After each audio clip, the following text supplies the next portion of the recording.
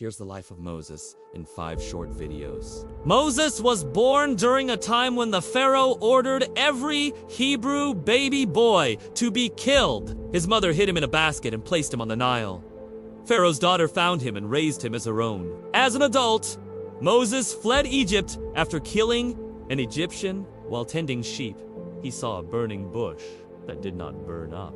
God spoke, "I am sending you to Pharaoh to bring my people out of Egypt." Though afraid, Moses trusted God and accepted the mission. Then God hardened Pharaoh's heart so that the Egyptians would let God's people go only after he had shown them many miracles. So let's get started with the first plague. But wait! Before we do, be sure to click that subscribe button down below. It really helps us out.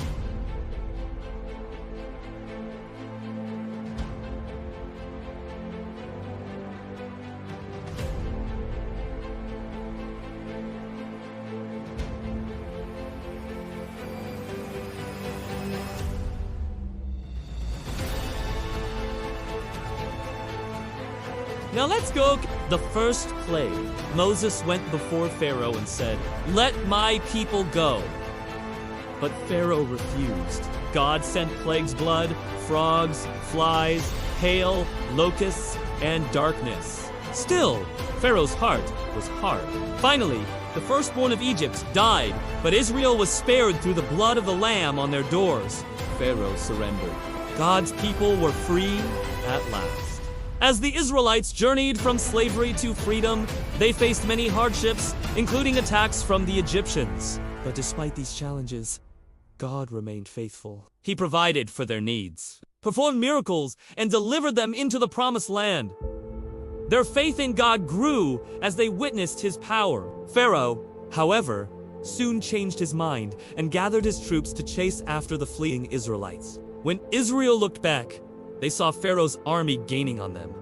They panicked and cried out to Moses for help. They were trapped between the sea and the pursuing army with no way out. But Moses remained calm and stretched out his staff toward the sea.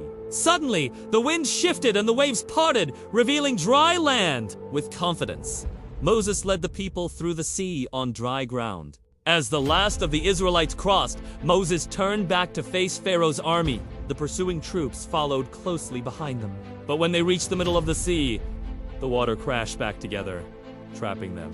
Pharaoh and his men drowned, but God's people were saved by his mighty power. They sang praises to God for his deliverance. On the other side of the Red Sea, Moses led the people to Mount Sinai, where God gave them the 10 Commandments, his laws for them to follow. However, while Moses was receiving the commandments, the people became impatient and made a golden calf to worship. When Moses returned and saw what they had done, he broke the commandments in anger. But God showed mercy and renewed his covenant with them. God's law would shape his people forever, guiding their actions and defining their relationship with him. Now, let's go back to the burning bush and start at the beginning. The calling of Moses. Moses was born during a time when the Pharaoh ordered every Hebrew baby boy to be killed. His mother hid him in a basket and placed him on the Nile. Pharaoh's daughter found him and raised him as her own. As an adult, Moses fled Egypt after killing an Egyptian while tending sheep. He saw a burning bush that did not burn up.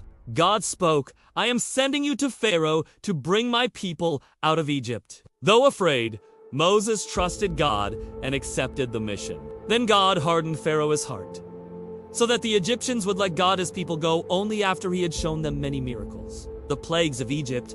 Moses went before Pharaoh and said, "Let my people go," but Pharaoh refused. So God sent plagues: blood, frogs, flies, hail, locusts, and darkness. Still, Pharaoh's heart was hard. Finally, the firstborn of Egypt died, but Israel was spared through the blood of the Lamb on their doors. Pharaoh surrendered. God's people were free at last. The Passover.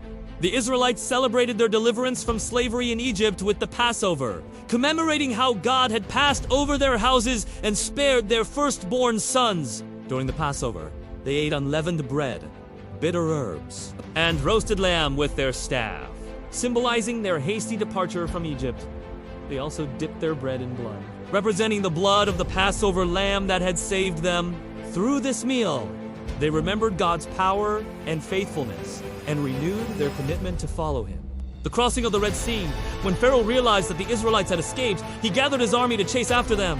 As the Egyptians approached, the Israelites panicked, believing they were trapped. But Moses raised his staff toward the sea, and the waters parted, allowing the Israelites to escape. When Pharaoh's army followed, the water crashed back together, destroying them. The Israelites praised God for his mighty deliverance. The giving of the 10 Commandments at Mount Sinai.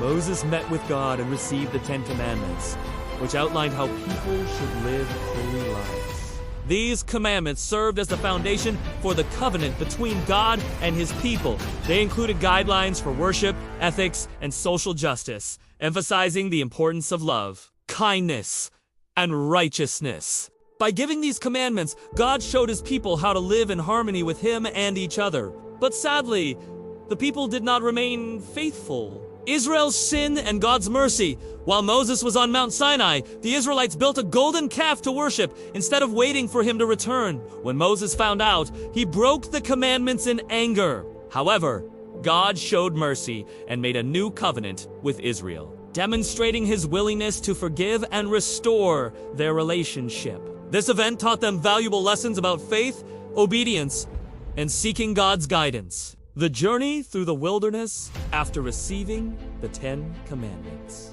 Moses led the Israelites through the wilderness for 40 years. During this time, God provided for their needs, including food and water, and protected them from their enemies. The journey tested their faith and taught them to rely on God's provisions. Despite facing hardships and challenges, God's people persevered, learning valuable lessons about trust and reliance on divine guidance. The death of Moses. When Moses reached the age of 120, God told him it was time for him to pass away. He allowed Moses to see the promised land, but prohibited him from entering it due to his disobedience. From Mount Nebo, Moses saw the land God had promised to Abraham, Isaac, Jacob, and their descendants. He died there, leaving a legacy of faith and leadership. His death marked the end of an era, but his impact on history and the future of Israel endured. So those are the main events in the life of Moses. If you want to watch more stories from the Bible, be sure to click on one of the videos on the screen now. And don't forget to subscribe for more great content. Thanks for watching. We'll see you next time.